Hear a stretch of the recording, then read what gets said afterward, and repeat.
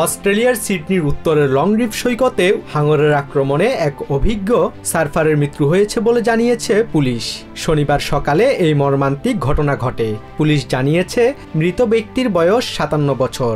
সকাল 10টার পর সমুদ্র থেকে অন্যান্য সার্ফাররা তাকে টেনে তুলেন। তবে রক্তপাত এতটাই বেশি ছিল যে ঘটনাস্থলেই তার মৃত্যু হয়। Northern beaches commander detective superintendent John Duncan বলেন, হাঙর কামড়ে নিয়েছে তার দুটো পা।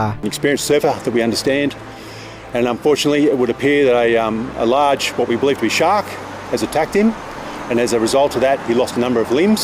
স্থানীয় সংবাদ মাধ্যম সিডনি মর্নিং হেরাল্ড জানিয়েছে, নিহত সার্ফার তার বন্ধুদের সঙ্গে মাত্র 100 মিটার দূরে সার্ফ করছিলেন। সে সময় হাঙরটি তাকে আক্রমণ করে। তবে কোন প্রজাতির হাঙর আক্রমণ করেছিল তা এখনও নিশ্চিত করা যায়নি।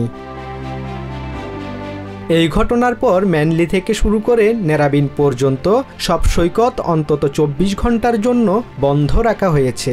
আশেপাশের লাইফ সেভিং ক্লাবগুলো পানিতে সব ধরনের কার্যক্রম এবং প্রশিক্ষণ বাতিল করেছে। সৈকতে ঘুরতে আসা বিল সুকালা বলেন, সার্ফিংয়ের ক্ষেত্রে হাঙরের আক্রমণের ঝুঁকি সবসময়ই রয়েছে।